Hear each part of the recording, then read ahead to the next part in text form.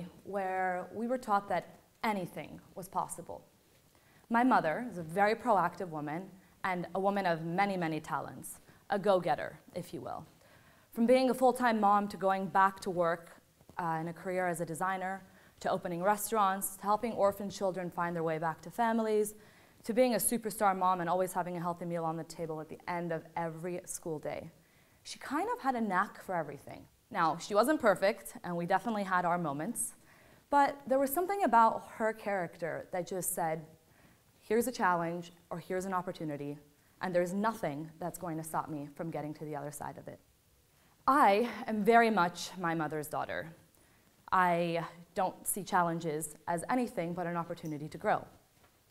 I have many dreams, probably too many to count, and I remember coming out of university and wondering what I would do with my life because I wanted to be a business operator, a technology leader, an entrepreneur, a yoga teacher, a health food blogger, a product developer, a product manager. I mean, the list was so long, I didn't know where I was going to start and how a person could do so much in one lifetime.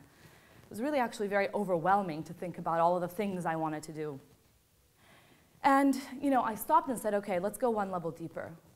Let's go one level deeper than what you want to be and think about who it is that you are and what you want out of life.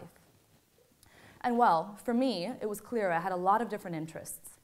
And more than anything, I wanted to be part of a community of people like myself exploring these interests and these projects. I wanted to engage with the world's biggest problems, and I wanted to be part of those solutions. I wanted to have fun, I wanted to have dynamic experiences, and I didn't want to feel too committed to any one project so that I'd never be in a position that I couldn't come back from.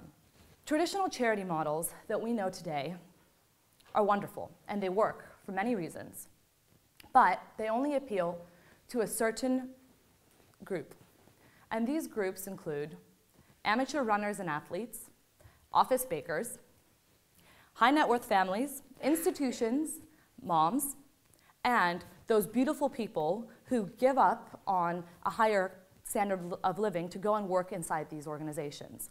Now, that charity model basically misses all the professionals out there who want to give in a more meaningful way than just running a race. And I'll tell you, I've done it. I've run a bunch of half marathons, and it's great fun. You take pictures with your friends, and you give a bit of money. But frankly, it's not that meaningful for someone who maybe, dreamt of being a human rights activist at one point in her life. And this charity model, I would argue, is broken for the masses. And why is it broken? Well, charities aren't asking themselves the difficult questions about how young people and how professionals want to give. And they're not thinking about it in the kind of standard design-based problem-solving framework. They're thinking about it in the traditional sense. And they're thinking about, well, how can we raise as much funds as possible? Well, I'm here to tell you that model doesn't work for our generation. And through the last few years, and the work that we've been doing with my group of friends and my friends of friends, and now a larger community of people in London and in Europe, we've learned that actually our generation wants to give in a very different way. And how is it that we want to give? So first and foremost, it's that community piece. We want to give as part of a community of like-minded people. Second, we want to professionally and personally develop ourselves as we give within this community. Third, we want our giving to be flexible. So yes, we want to give money, but we want to give money in the way that we would like to give. We don't want to be stopped outside the tube. We don't want to be called. We want to engage with you the way that works for us. 4, we want to do it in a meaningful way. I don't want to just kind of tap in and tap out of the things I care about. I want to be engaged in the dialogue. I want to be an ambassador for your cause. And I want to feel like I'm part of the story. And most young people, in some way, shape, or form, do engage and do become part of the story. But they don't then action it.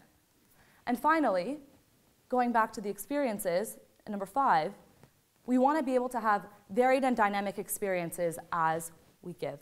I understand what it is that's broken about the model. I want to in some way try to be part of this story. So I'm going to build a bridge for myself. I wanted to fundraise. I wanted to advocate for the causes I cared about. I wanted to be really informed about what was going on and help educate my peers as well. And I wanted to contribute my services in time without actually quitting my day job. And I was going to build a bridge to do that. So the bridge that has now been built is is one where anyone can give. And anyone can come up with their own ideas and come to our group and say, I want to bring this idea to life. So here's a little bit about how it works.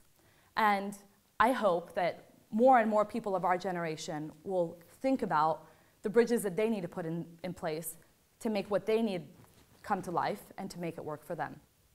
Going back to those kind of 4 areas, I decided I was going to build a community of people that were going to help me fundraise, advocate, educate, and donate my services. And that community was going to be built based on common values, not socioeconomic background, not where we went to uni, and not what country we were from, but genuine interest in the future and genuine interest in being part of the change. That community was then going to have opportunities within it for different people to lead initiatives. It was going to allow for crowdsourced ideas so that anyone off the street with a great idea could come to us and say, I want to bring this idea to life. And we as a team could work together to bring that idea to life. And it was going to allow people who work in finance to dabble in the art industry outside of work. It was going to allow people who work in the art industry to be human rights activists outside of their careers in the art world. And the point here is to try to make a bridge that works for you. So my bridge is going to look very different to the next person's bridge. And this model allows flexibility within that. And why does it work? Because these things become your projects, your initiatives, your friends, your charity. And guess what? You don't have to quit your day job or leave what you're doing full-time to be able to do those things. And on top of that, you get to make charity cool, the way your friends define cool, which could be very different to the way my friends or the next person define cool. It's been now 3 years. We're in 3 countries. And we have hosted 50+ initiatives, mobilized thousands of young professionals, and raised very shy of £1 million now for UNICEF's Children of Syria appeal.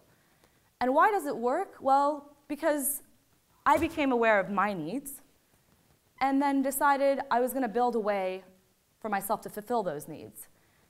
And a model that's flexible enough for other people to be able to fulfill their needs, whether it's fundraising or donating of services or coming up with an incredibly engaging social media campaign that ends up selling 15,000 cookbooks off the back of it.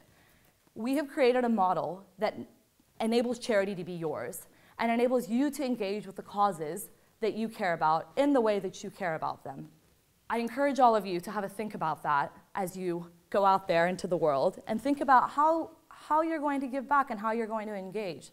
And on the other side of it, I think the charities that we all want to support will welcome our bridges. We just need to give our word, stand by our word, and make sure that we're engaging our peers and our hearts in these endeavors and in these projects. Thank you.